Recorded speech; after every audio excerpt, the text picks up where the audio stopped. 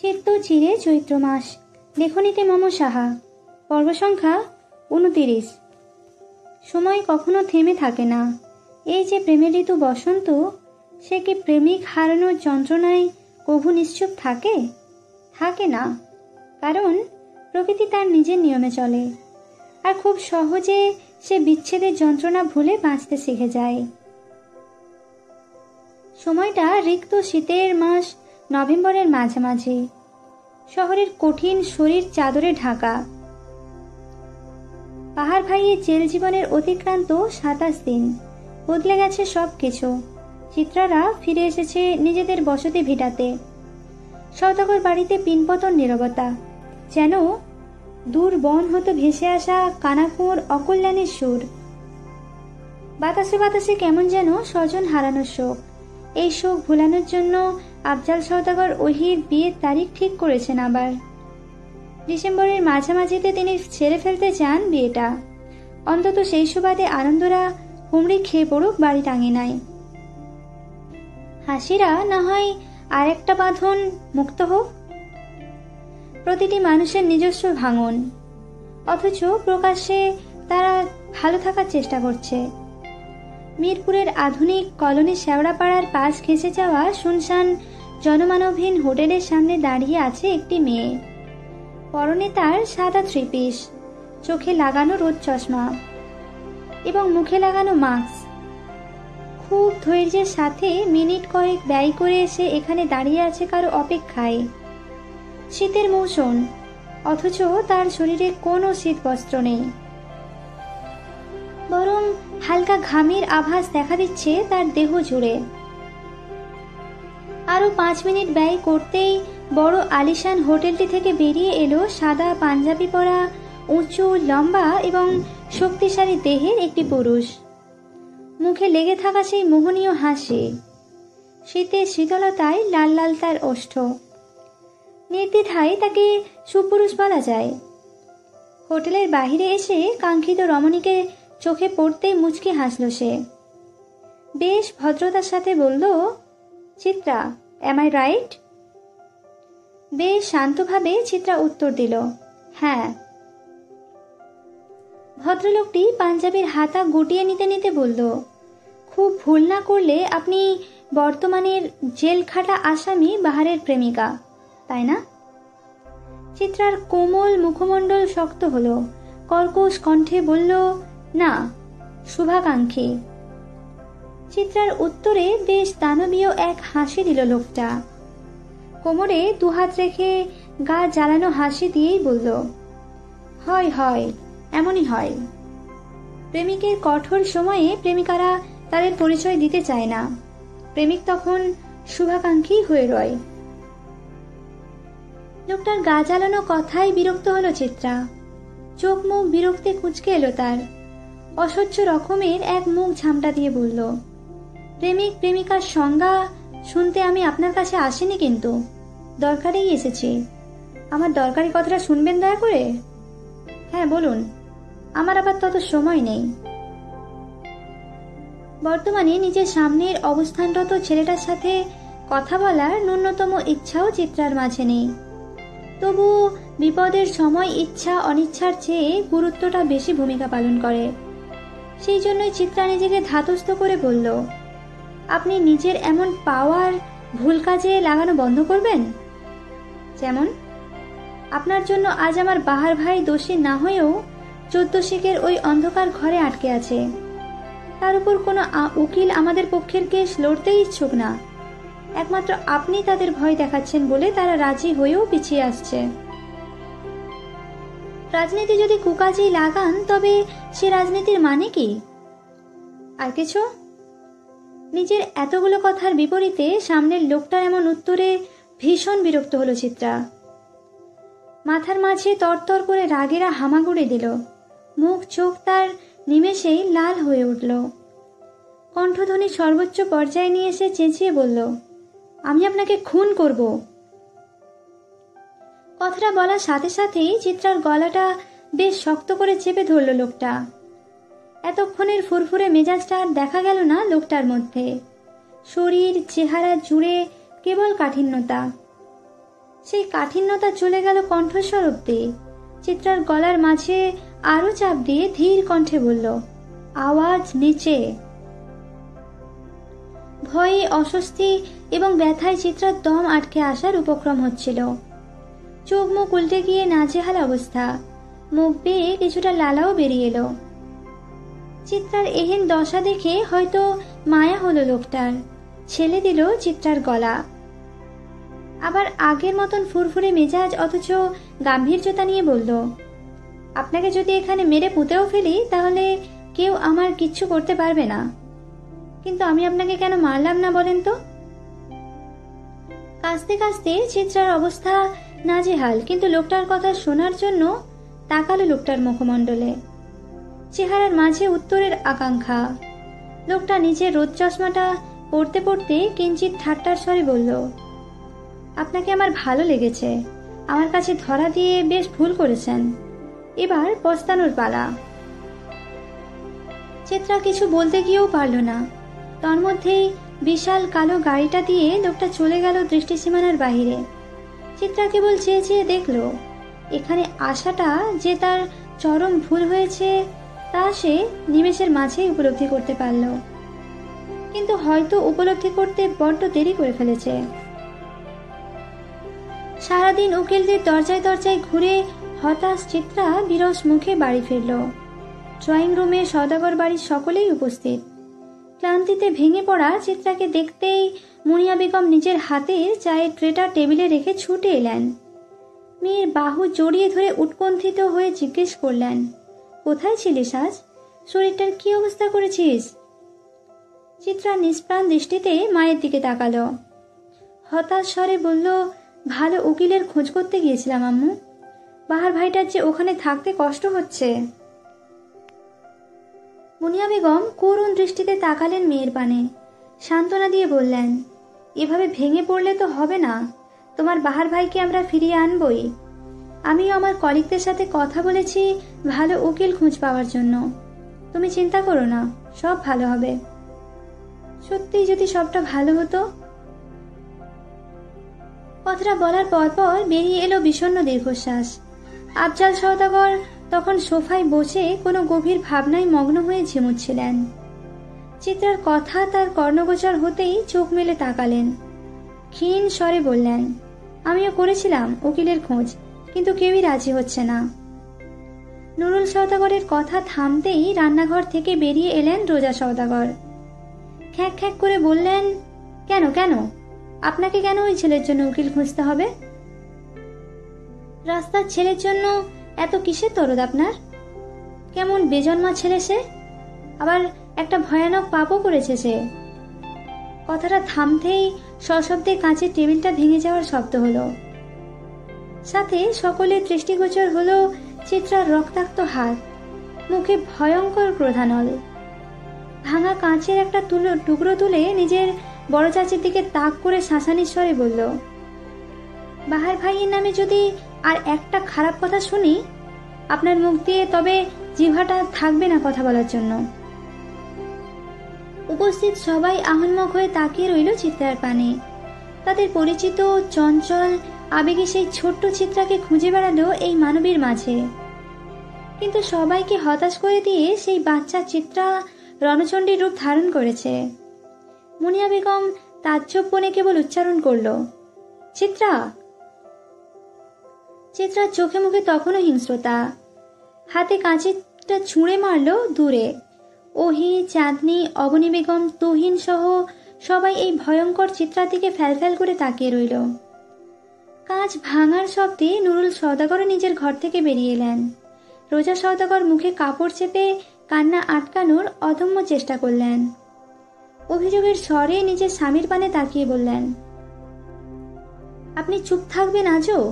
নিজের সন্তানের বয়সী মেয়ের থেকে এমন আচরণ পাবো বলেই কি আমার এত ত্যাগ? এটাই কি আমার প্রাপ্য? আফজাল সওদাগর কিংকর্তব্য বিমূঢ়, তবে চিত্রা এমন আচরণ মানতে পারেনি সেও। গভীর কণ্ঠে যখন সে চিত্রার উদ্দেশ্যে বলল, তোমার অন্যায় হয়েছে চিত্রা, তৎক্ষণাৎ চিত্রার তাচ্ছিল্য কণ্ঠে উত্তর ভেসে এলো, আপনার চেয়ে আমার অন্যায়টা বোধহয় খুবই কম বড় চাচা। আবার অযাচিত নীরবতা গ্রাস করল সওদাগর বাড়িতে। প্রতিটি প্রাণী হতবিহল। মেয়েটা কি পাগল হলো?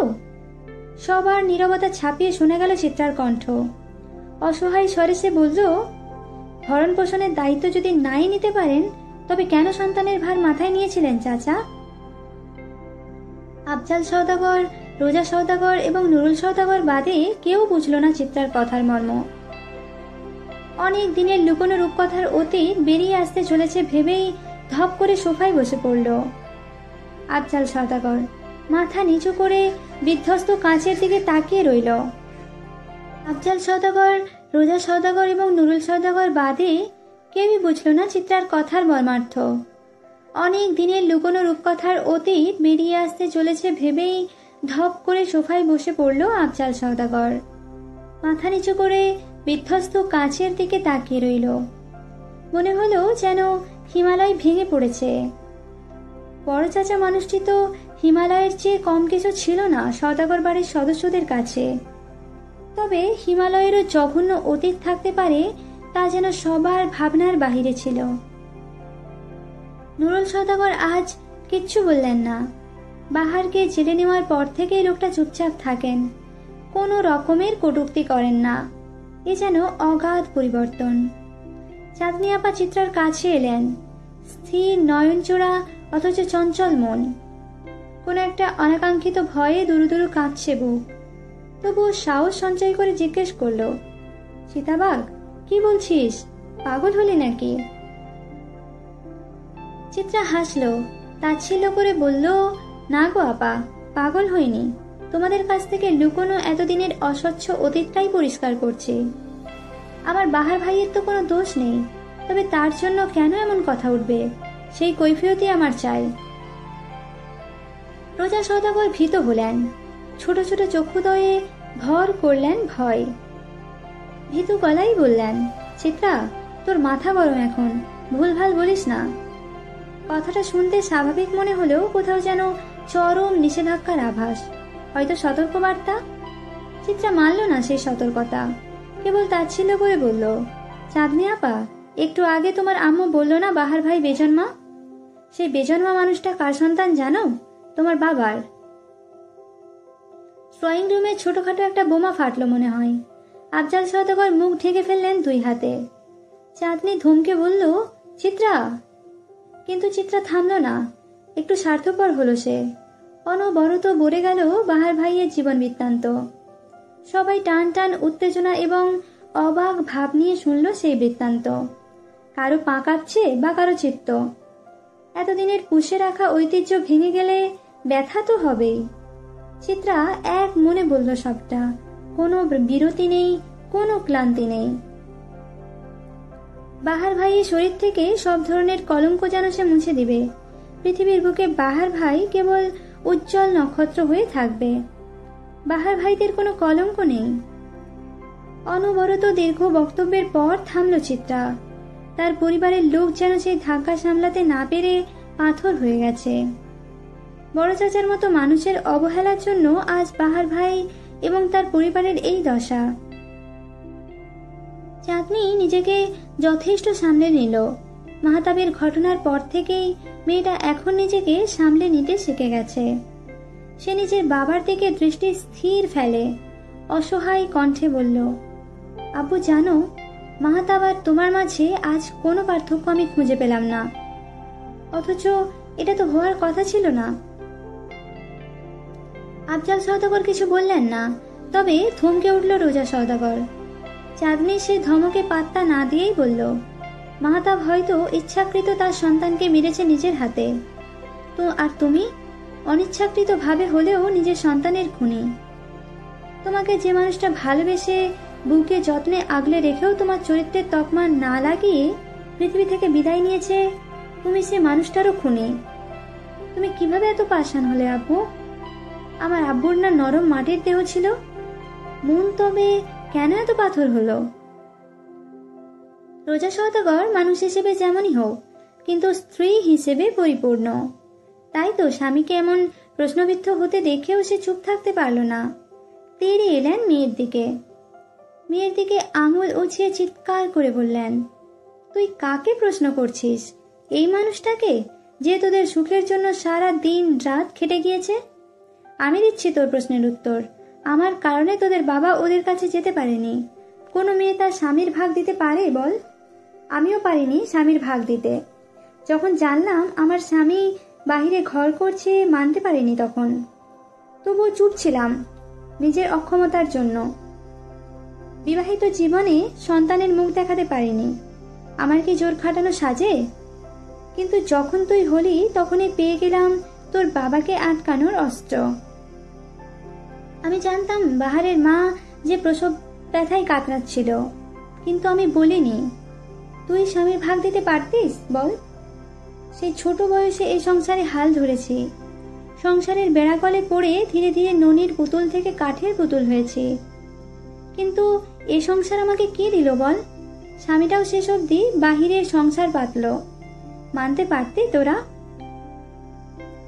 তোর দাদির অত্যাচার সহ্য করতাম সন্তান নেই বলে, পাড়াপড়শির কটু কথা। কিন্তু দিন শেষে যদি তোর বাবা অন্তত আমার সাথে থাকতেন, তাহলে আমার আফসোস ফুরাতো। এই যে যখন জানলাম চিত্রার জন্য তোর সন্তানটা বেঁচে নেই, তখনও আমি আমার অতীতের সেই ভয় থেকে এমন করেছি।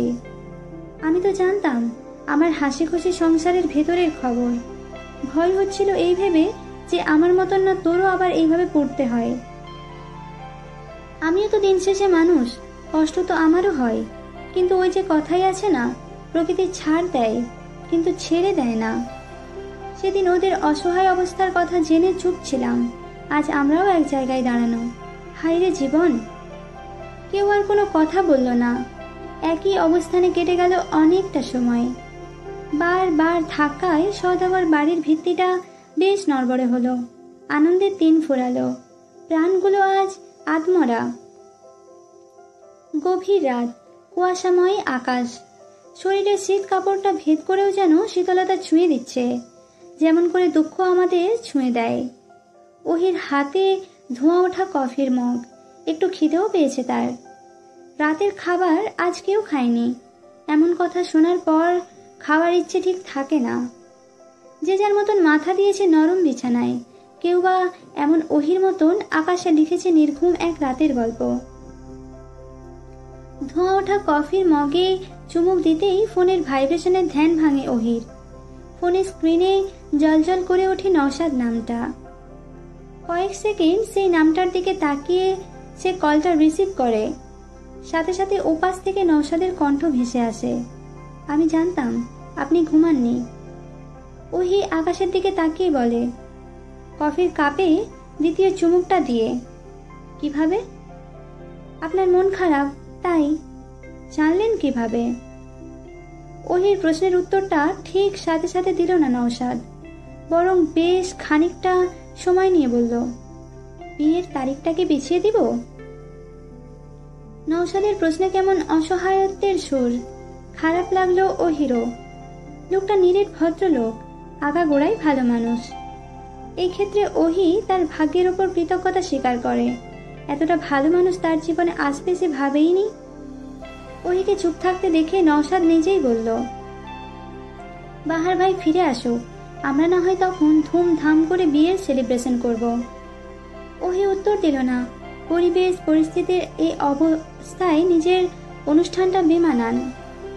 অথচ বারবার এমন বিয়ে পিছিয়ে নিলে দেখতেও দৃষ্টিকটু লাগবে। নওশাদের পরিবার বা কিভাবে নেবে বিষয়টা ভেবেই ওহির বুক চিরে বেরিয়ে এলো দীর্ঘশ্বাস। ওহির ভাবনা হয়তো বুঝল নওশাদ। দীর্ঘশ্বাসের আড়ালের কথাগুলো হয়তো পৌঁছে গেল নওশাদ অব্দি। তাই তো তৎক্ষণাৎ বলল, আশেপাশে চিন্তা করার প্রয়োজন নেই আপনার। আপনি কেবল আপনার মনের কথা শুনুন, বাকিটা আমি সামলে নেব। একদিন বৃষ্টিস্নাত রাতে একজন মানুষ বলেছিল ভালোবাসা নাকি মানসিক শান্তি। আমি তা আজ বুঝি। এই যে আপনার সাথে 2-3টে কথা হয়, সেটাই আমার মানসিক শান্তি। আমি এভাবেও কাটিয়ে দিতে পারবো। আমার মানসিক শান্তিরও কিছু শান্তির প্রয়োজন, তাই না? আপনি বরং সময় নিন। নওশাদের এমন স্নিগ্ধ কথাই মুগ্ধ হলো ওহি। একটা মানুষের পরিপূর্ণতা কি? যখন একজন মানুষ আরেকজন মানুষের তৃপ্তিতে খুশি হয়। তখনই একজন মানুষের পরিপূর্ণতা সেটা। আর নওশাদ নামের ছেলেটা পরিপূর্ণ। এই ছেলেকে ভালো লাগা থেকে এখন ভালোবাসতে খারাপ লাগে না ওহির? তবে ভালোবাসা কি আর হাতের মোয়া, যখন তখন যাকে তাকে দেওয়া যাবে? ওহি ক্ষীণ স্বরে উত্তর দিল, আমি ভেবে জানাবো। ঠিক আছে, তাহলে এখন রাখছি। নওশাদ আর কোনো বাক্য ব্যয় না করে ফোনটা রেখে দিল। এই মানুষটার মতন বোধ হয় ওহিকে আর কেউ বুঝতে পারবে না।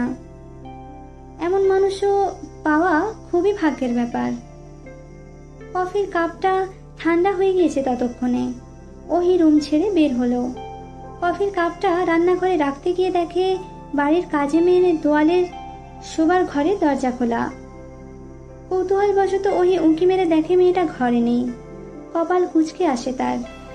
অতঃপর নজর যায় তাদের ড্রয়িং রুমের পাশে লাগোয়া ছাদের সিঁড়ির দিকে। ছাদের দরজাও খোলা। ছাদের দরজার দিকে তাকাতেই ওহির বুকটা কেমন শূন্য শূন্য লাগে। বাহার ভাই বাড়ি ছাড়ার পর এতগুলো দিন ছাদে উঁকি দেওয়া হয়নি তার। মনের শূন্যতা মানা যায়, কিন্তু স্মৃতির শূন্যতা মানা যায় না। ছাদে গিয়ে যখন দেখবে আগের মতন চিলেকোঠার ঘরে হলুদ বাতিটা জ্বালানো নেই, কিংবা গিটারে টুংটাং শব্দ আসছে না, তখন স্মৃতির দেয়ালে যে শূন্যতা তৈরি হবে তা ওহিকে জ্বালিয়ে দিবে। কিন্তু আজ এতদিন পর গুটি গুটি পায়ে ছাদের দিকে এগিয়ে গেল ওহি। কিছুটা শূন্যতা কুড়ানো যাক না হয়। ছাদের বাঁ পাশের দিকে লাইট জ্বলছে, যা রীতিমতো পুরো ছাদটাকে আলোকিত করার জন্য কাজ সম্পাদন করছে। ছাদের খসখসে উঁচু নিচু মেঝেতে পা গুটিয়ে বসে আছে চিত্রা। তার সামনেই দোয়েল বসা। চিত্রার দিকে এক গ্লাস দুধ এগিয়ে দিয়ে কোমল স্বরে বলল, ছোট আপা, খাইয়ালন না দুধটা? চিত্রা নিষ্প্রাণ দৃষ্টিতে তাকালো দোয়েলের পানে। বিষণ্ণ স্বরে বলল, তোকে আমার জন্য দুধ আনতে কে বলেছে? কেন, বাহার ভাইজান? দোয়েলের উত্তরে চমকানোর সাথে সাথে অবাকও হলো চিত্রা। বিস্মিত কণ্ঠে বলল, বাহার ভাই? বাহার ভাই তোকে কিভাবে বলল? মজা করছিস আমার সাথে? বিরক্ত করিস না তো। মজা করুম কেন, আমি সত্যিই কইছি আপা। বাহার ভাইজানি বলছে আপনারে প্রতি রাতে 1 গিলাস কইরা বাদাম দুধ দিতে। চিত্রার কুঁচকানো কপাল আরো কুঁচকে গেল। অবাক ভাবটা তখনও তার চোখে মুখে স্পষ্ট। সে আবার প্রশ্ন করল, বাহার ভাই তোকে কখন বলেছে এটা? আইজ বলছে। আপনি তো 2 দিন ধইরা জ্বরের লাইগা দেখা করতে যাইতে পারেন না, তাই আইজ বাজার করার নাম দিয়া আমি গেলাম। আপনার আব্বা থানাতেই তো তারে রাখছে। আমি যখন গেছি তখন চাচা থানায় ছিল না। জানেন আফা, বাহার ভাইজানের লগে দেখা করার লাইগা ওই পুলিশ হাবিলদারে আমারে 500 টাকা দেয়া লাগছে। বাহার ভাইজান তো আমারে দেখাই আপনার কথা জিজ্ঞেস করছে। আমি যখন কইলাম আপনি অসুস্থ, তখনই আমারে হেই কইছিল আপনারে যেন প্রতি রাতে বাদাম দুধ খাইতে দেই। 16 বছরের কিশোরী দোয়েলের কথা শুনে অবাক হলো চিত্রা। এতটুকু একটা মেয়েও কিনা বাহার ভাইকে দেখতে 500 টাকা খরচ করেছে। চিত্রা ক্ষীণ হাসলো, কোমল কণ্ঠে বলল, তুই এতখানি টাকা খরচ করতে গেলি কেন? কই পেলে এত টাকা? চিত্রার কথায় চোখ বড় বড় করলো দোয়েল। তার যে পছন্দ হলো না কথাটা তার চোখে মুখে ফুটে উঠল। সে মুখ বাঁকিয়ে বলল, আল্লাহ, যাবো না কেন? ভাইজান কত ভালো মানুষ, তারে দেখার লাইগা আমি 500 টাকা কেন, এর বেশিও দিতে রাজি। আম্মার ওষুধ কেনার লাইগা যে টাকাটা রাখছিলাম সেইখান থেকেই দিছি। আম্মা এই মাসে একটা ওষুধ না হয় কম খাইলো। জানেন আফা, ভাইজান প্রায় আমারে 2-3 হাজার কইরা টাকা দিত আমার ওষুধের লাইগা। আর খালি কইতো, দোয়েল, দেখে রাখিস আম্মারে, মনে রাখিস তোর বড় সম্পদ ওই মানুষটা। তখন তো বুঝতাম না ভাইজান কেন এমন কইতো, কিন্তু আইজ তো বুঝলাম মানুষটার মনে কি কষ্ট আছিল। ভাইজান আমারে কতগুলান বইও আইনা দিছিল আপা, কইছিল আমারে পড়তে। পড়ালেখা করলে নাকি আমার দুঃখ মুছা যাইব। এই মানুষটা আজ এই অন্ধকার ঘরে কেমন কইরা থাহে আপা? তার তো অনেক কষ্ট হয়, তাই না কন? ভাইজান রে আপনি ফিরাই আনবেন তো কন? শেষের কথাগুলো বলতে বলতে ষোড়শী কন্যা দোয়েল ঠোঁট ভেঙে কেঁদে দেয়। সিঁড়ির কোনায় দাঁড়িয়ে থাকা ওহির চোখেও অশ্রু আসে, কেবল কাঁদে না চিত্রা। চোখ ভরে দেখে দোয়েলকে, একটা ছন্নছাড়া মানুষ পুরো পৃথিবীর বুকে কেমন মায়া ঢেলে দিয়ে গেছে। মানুষটা নাকি ভালোবাসতে জানে না। মানুষটার মতন অমন করে কজনই বা ভালোবাসতে পারে? চিত্রা দোয়েলের মাথায় হাত বুলিয়ে সান্ত্বনার স্বরে বলল, কাঁদিস না দোয়েল, তোর ভাইজান ফিরে আসবে। আমি তো আছি, তাই না বল? তুই আমার উপর বিশ্বাস রাখিস না? দোয়েল টলমলে অশ্রু চোখে তার মুখে তৃপ্তির হাসি নিয়ে বলে, আপনার উপরই এখন আমার ভরসা আপা। চিত্রা কেবল মলিন হাসে। দূর হতে দাঁড়িয়ে থাকা ওহিও ক্ষীণ স্বরে বলল, আমিও তোর ওপর ভরসা করে আছি চিত্রা, ফিরিয়ে আনিস তাকে। অতঃপর সে ফোনের স্ক্রিন অন করে খুদে বার্তা পাঠালো নওশাদের ফোনে। বিয়েটা তারিখ অনুযায়ী হবে। একটা রাতের আকাশে কতগুলো মানুষের হৃদয় উজাড় করা বিশ্বাস, পাওয়ার আকাঙ্ক্ষা ভেসে বেড়াচ্ছে পূর্ণতা পাওয়ার অপেক্ষায়। আজ বেশ বেলা করে ঘুম ভাঙল চিত্রার। শীতের কুয়াশা মাখানো আকাশেও রৌদ্রের উত্তাপ, বোঝাই যাচ্ছে দুপুর ঘনিয়েছে। চিত্রা দ্রুত উঠল। সারা রাত মাটিতে শুয়ে থাকার ফলে পিঠ ব্যথা হয়ে গেছে। কয়েকদিন যাবৎ অতিরিক্ত ঠান্ডা লেগেছে। রাত হলেই শরীর কাঁপিয়ে জ্বর আসে, বুক ব্যথা করে। এমন দিনের পর দিন মেঝেতে ঘুমালে ঠান্ডা তো লাগবেই, তাও আবার শীতকাল। মুনিয়া বেগম এর জন্য অনেক রাগারাগিও করেছেন। চিত্রা কেবল এতটুকু বলেছে, আমার বাহার ভাইয়েরও আজ এমন শীতল মেঝেতে ঠাঁই হয়েছে, সে পারলে আমি কেন পারবো না? মুনিয়া বেগম মেয়েকে আর কিছু বলতে পারল না। কথাগুলোর গভীরতা যে অনেক। শরীরে এমন গা কাঁপানো জ্বর নিয়েও ঠান্ডা পানিতে গোসল করলো চিত্রা। শরীর বেশ শৌখিন একটা বস্ত্র, এটাকে আরাম দিলে নুনির পুতুল হবে, আরাম না দিলে কাঠের পুতুল। এর সাথে এত কোমলতা দেখানোর কিছুই নেই। গোসল সেরেই ছটপট তৈরি হয়ে নিল সে। আজ কোর্টে হিয়ারিং আছে। বাহার ভাইয়ের কেসটা দ্রুতই কোর্টে উঠছে, কিন্তু উকিল না পাওয়ার কারণে ঘুরে ফিরে বারবার সময় দেওয়া হচ্ছে বাহার ভাইকে, কিন্তু প্রকৃতপক্ষে কোনো লাভ হচ্ছে না। প্রমাণ সব বাহার ভাইয়ের বিপক্ষে। কেসটাকে এমন ভাবে সাজানো হয়েছে যে দোষী মনে হচ্ছে তাকেই। মেয়েটিকে যে অস্ত্র দিয়ে মারা হয়েছে সেটাতেও বাহার ভাইয়ের আঙুলের ছাপ, অথচ বাহার ভাই ছুরিটা বের করার জন্য ধরেছিলেন। মেডিকেল রিপোর্টেও বাহার ভাইয়ের বিপক্ষে তুমুল টাকার কাজ যে এটা, তা আর বুঝতে বাকি নেই কারো। আর এত দ্রুত কেসটা চলার পেছনেও যে বিরাট হাত আছে তাও সবাই জানে। এসব ভেবেই হতাশার শ্বাস ফেলে নিচে নেমে এলো চিত্রা। রান্নাঘরে তখন দোয়েল আর বড় চাচি রান্না করছে। চাচির চোখ মুখ স্বাভাবিক। গতকাল যে এত কিছু হলো তার কোনো প্রভাবই নেই তার চোখে মুখে। গম্ভীর তার মুখ। চিত্রা বাহিরে যেতে উদ্যত হতেই দোয়েল রান্নাঘর থেকে ছুটে আসে। ব্যতিব্যস্ত কণ্ঠে বলে, আপা খাড়ান না। চিত্রা দাঁড়ালো। ব্যস্ততা মেশানো কণ্ঠে বলল, কি হয়েছে তাড়াতাড়ি বল, দেরি হচ্ছে। দোয়েল নিজের হাতে টিফিন বক্সটা চিত্রার হাতে দিতে দিতে বলল, ডিম সহ বড় বড় ইলিশ মাছের টুকরা বেগুন আলু দিয়া ঝোল করছি, আর সাদা গরম ভাত। ভাইজানের তো অনেক পছন্দ। কতদিন মানুষটা ভালো মন্দ খায় না, নেন ওনারে দিয়েন। চিত্রা টিফিন বক্সটা নিতে নিতে সন্দিহান কণ্ঠে বলল, মাছ কে এনেছে, রেঁধেছে বা কে? চিত্রার প্রশ্নে আমতা আমতা করলো দোয়েল। পরক্ষণে তাড়াহুড়ো করে বলল, আপনার না দেরি হচ্ছে আপা, যান যান, সব ভালো হবে দেখেন। চিত্রা আর অপেক্ষা করে না, বাড়ি থেকে বেরিয়ে গেল। দোয়েল রান্নাঘরের দিকে তাকিয়ে ক্ষীণ হাসি দিয়ে স্বস্তির শ্বাস ফেলল। মানুষের পরিপূর্ণ হইচই কোলাহলে ভরা কোর্টের প্রাঙ্গণে এসে দাঁড়ালো চিত্রা। আশেপাশে তাকাতেই দেখলো বড় দালানের কিনারায় বেঞ্চিতে বসে আছে বাহার ভাই। চিত্রা দ্রুত পায়ে সেখানে গেল। পুলিশের পোশাকে থাকা নিজের বাবাকেও দাঁড়িয়ে থাকতে দেখলো চিত্রা। কোনো রকম অনুমতি না নিয়েই সে বসে পড়ল বাহার ভাইয়ের পাশে। নুরুল সওদাগর কিচ্ছু বললেন না, বরং কিছুটা দূরে গিয়ে দাঁড়ালেন। চিত্রাকে দেখেই মলিন হাসলো বাহার। কোমল কণ্ঠে জিজ্ঞেস করলো, শরীর কেমন? চিত্রা এই ভেঙে যাওয়া বাহার ভাইকে দু চোখ ভরে দেখল। প্রশ্নের উত্তর না দিয়ে বেশ নরম স্বরে বলল, আপনি চিন্তা করবেন না, আমাদের একটা গতি হয়েই যাবে। চিত্রার কথাই হাসলো বাহার, মাথায় হাত বুলিয়ে বলল, ভেঙে পড়ছো কেন? তোমাকে ভালো থাকতে হবে, তুমি ভালো থাকলেই আমি ভালো থাকবো।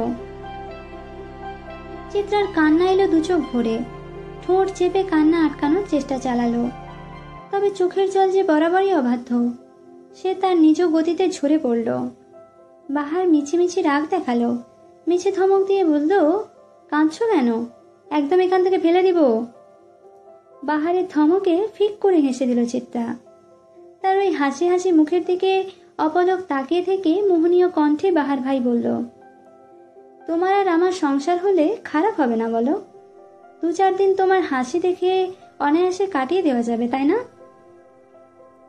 চিত্রার হাসি হাসি মুখটা কেমন চুপসে গেল। বিবশ কণ্ঠে বলল, আমাদের একটা সংসার হলে আমি পৃথিবীর সকল স্বার্থপরতা ভুলে যেতাম বাহার ভাই। পৃথিবী কোথায় স্বার্থপর? সে তো তার জায়গায় ঠিকই আছে, আমরাই বরং কিছু নিয়ম মানতে পারি না।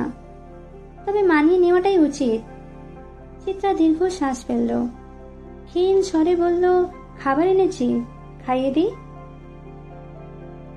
আমার কাছে অনুমতি না নিয়ে নিজের বাবার কাছে নাও, কারণ আমি তার দায়িত্বে। না চাইতেও চিত্রা নিজের বাবার দিকে ডাক দিল, স্যার। নুরুল সওদাগর কিঞ্চিত চমকালেন। প্রায় 28 দিন পর মেয়েটা তাকে ডাকলো, তাও অন্য নামে। সেদিন রাতেই সেই আহাজারির পর থেকে মেয়েটা আর তাকে ডাকে না, কেমন গম্ভীর হয়ে থাকে। দীর্ঘ শ্বাস ফেলে নুরুল সওদাগর বললেন, হ্যাঁ, আপনাদের আসামির জন্য বাড়ি থেকে খাবার এনেছি, খাওয়াতে পারবো নাকি মুখের খাবারও কেড়ে নেবেন? শেষের কথাটাই তুমুল তাচ্ছিল্য। নুরুল সওদাগর তা গায়ে মাখলেন না, বরং ধীর কণ্ঠে বললেন, পারো। অনুমতি পেতেই চিত্রা হাত ধুয়ে ভাত মাখালো। বেশ আয়েশ করে এক লোকমা তুলে দিল বাহারের মুখে। বাহার ভাইয়ের চোখগুলোতে তখনও টলমলে অশ্রুচ্ছিলে। তা দেখে চিত্রারও কান্না এলো, কিন্তু সে শক্ত করে আর কাঁদল না। নীরবে বিসর্জন দিল অশ্রুকণা। দূর থেকে এমন দৃশ্য দেখে অবাক নয়নে পথচারীরা চাইল। কোর্টের বাম পাশে চায়ের দোকানের সাথে দাঁড়িয়ে থাকা ওহি এবং অবনী বেগমও দেখে কাঁদলেন কিছুটা। নুরুল সওদাগর আরেকটুখানি দূরে সরে গেলেন। ছেলে মেয়েগুলোর এমন দৃশ্য কত মানুষ চোখ মেলে দেখল। অবশেষে শেষ মুহূর্তে দমিয়ে রাখতে পারল না চিত্রা। বাহার ভাইয়ের গলা জড়িয়ে হাউমাউ করে কেঁদে উঠে বলল, আমাদের একটা সংসার হলে খারাপ হতো না বাহার ভাই? তবুও কেমন ও বিধাতার এমন বিধান? খুব ভালো কিছু যে হতে নেই রঙ্গনা। মানুষ দেখলো তাদের দুজনের হাহাকার, কেউ কেউ চোখ মুছল। বিচ্ছেদে এত ব্যথা কেন? বাহিরের উতলা মন নিয়ে অপেক্ষারত চিত্রা। টান টান উত্তেজনায় হাঁসফাঁস করছে মন। কোর্টের ভিতরে যায়নি সে। কি হবে না ভেবেই আর যাওয়া হয়নি। আজ নাকি কেসের শেষ শুনানি, এরপর হয়তো বদলে যাবে সব। ভয়ঙ্কর আশঙ্কায় তরতর করে চিত্রার গায়ের তাপমাত্রা বাড়ল। অস্থির পায়ে পায়চারি করল সে। তন্মধ্যে কোর্ট থেকে ওহি আপা ছোট চাচি বেরিয়ে এলেন। চিত্রার হৃৎপিণ্ডের গতি যেন আকাশ ছুঁয়েছে, হাত পা কাঁপছে তার। তবুও সে কোনো মতে ছুটে গেল তাদের দিকে। অস্থির চিত্তে অনবরত প্রশ্ন করল, কি হয়েছে ওহি আপা? চাচি কি বললো ওখানে? আর একটু কি সময় দিয়েছে আমাদের? ভালো কিছু কি হয়েছে? ওহি আপা এবং চাচির মুখ থমথমে। অবনী বেগম চিত্রাকে এক হাতে জড়িয়ে ধরে উৎকণ্ঠিত গলায় বললেন, আল্লাহ, তোমার তো শরীরে অনেক জ্বর, বাড়ি চলো তাড়াতাড়ি। চিত্রা বিরক্ত হলো, বেশ উচ্চস্বরে বলল, ভেতরে কি হয়েছে চাচি, বলুন না। ডিসেম্বরের 20 তারিখ বাহার ভাইয়ের ফাঁসি। চিত্রা যেন কিছুটা সময়ের জন্য থমকে গেল। কণ্ঠধ্বনিতে আটকে গেল শব্দরা। কাঁপা কাঁপা কণ্ঠে বলল, তুমি মজা করছো আপা? চিত্রার প্রশ্নে ডানে বামে মাথা নাড়াতে নাড়াতে কেঁদে দিল ওহি। চিত্রা অনবরত পাগলের মতন ডানে বামে মাথা নাড়াতে নাড়াতে বলল, না না, আমার বাহার ভাইয়ের সাথে এমন আমার অনেকগুলো বছর বাঁচা বাকি। না আপা, তুমি কি বলছো? এটা কি বললে তুমি? অশান্ত চিত্রাকে সামলানোর আগেই কোর্ট থেকে বেরিয়ে এলো বাহার ভাই। দুহাত মেলে ধরে ডাক দিল, রঙ্গনা। চিত্রা চঞ্চল দৃষ্টিতে তাকালো বাহার ভাইয়ের পানে। বাহার ভাইয়ের হাতের দিকে তাকিয়ে ছুটে গেল সেদিকে, কিন্তু যেই মুহূর্তে সে বাহার ভাইয়ের বুক পাঁজরে মুখ লুকাবে, ঠিক সেই মুহূর্তেই হাতগুলো গুটিয়ে নিল বাহার। মুচকি হেসে বলল, এই বুকে যে তোমাকে ঠাঁই পেতে দিল না পৃথিবী, পরজন্মে না হয় লুটিও হেথাই। চিত্রা হাউমাউ করে কেঁদে দিল। বাঁধ ভাঙল কান্নার। চিৎকার করে কাঁদতে কাঁদতে বলল, এটা তো হওয়ার কথা ছিল না বাহার ভাই, এটা তো কথা ছিল না। আপনি কেন কথা ভাঙছেন? এটা তো কথা ছিল না বাহার ভাই। বাহার অশান্ত চিত্রাকে দেখল। ততক্ষণে সেই মানুষটার চোখের কোণ ঘেঁষে গড়িয়ে পড়ছে অশ্রু। মুখে লেপ্টে আছে মায়াবী হাসি। মোহনীয় কণ্ঠে সে বলল, ভেঙে পড়লে হবে বলো? তোমার তো এখন অনেক দায়িত্ব। বাহার ভাইয়ের অসম্পূর্ণ কাজগুলো পূরণ করবে না? তোমার বাবার কাছে নূপুর জোড়া গুচ্ছিত আছে। যেদিন আমাকে পৃথিবী ছাড়ার হুকুম দিয়েছে, সেদিন না হয় সেই নূপুর জোড়া আমার বোনের কবরের পাশে রেখে দিয়ে এসো। রাখবে না বলো? চিত্রা জোর করে নিজের মাথাটা চেপে ধরল বাহার ভাইয়ের বুকে। অভিযোগের স্বরে বলল, ও বাহার ভাই, বাহার ভাই, এমন কেন করছেন? আপনি জানেন না এই অষ্টাদশী আপনাকে ছাড়া থাকতে পারে না?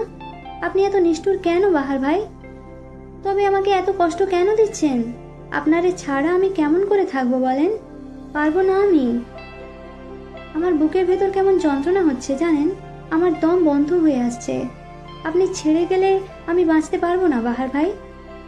অষ্টাদশীর বুকের মাঝে এমন ভাবে এক্কা দোক্কা খেলে পালিয়ে যাওয়ার ফোন দিয়ে আটতে পারলেন? আপনি বলুন, আপনারে ছাড়া কি করে বাঁচবো আমি? বাঁচবে রঙ্গনা। পৃথিবীতে একটা তিক্ত সত্যি কি জানো? আমরা মানুষ হারিয়েও বাঁচতে পারি। প্রকৃতপক্ষে আমাদের যা মনে হয় তা বাস্তবে ঘটে না। আমরা মানুষ, নীলতিমি নই যে সঙ্গী হারানোর শোকে মরে যাব, কিংবা কাকের মতো নিঃসঙ্গ হয়ে জীবনযাপন করব। আমরা হলাম গিয়ে মানুষ, আর আমাদের মানুষ ভুলে বেঁচে থাকার অদম্য শক্তি আছে। তুমি সামলে নেও নিজেকে রঙ্গনা। মনে রেখো, তুমি ভেঙে পড়ো না এভাবে। কেউ থাকে না চিরদিন সাথে। রঙ্গনা, তোমার সংসার করার স্বপ্ন পূরণ হোক। আমার সাথে না হয় না হলো, অন্য কারোর সাথে পূরণ হোক। আমাদের অযাচিত বিচ্ছেদ ভুলে খুশি হও তুমি। তোমার একটা সংসার হোক। অল্প বিস্তর ভালোবাসার নামে আমায় তুমি খুঁজে নিও, পরিচিত কোনো ডাক নামে। বাহার ভাইয়ের মুখে মায়াবী হাসি, রঙ্গনার গগন ফাটানো চিৎকার।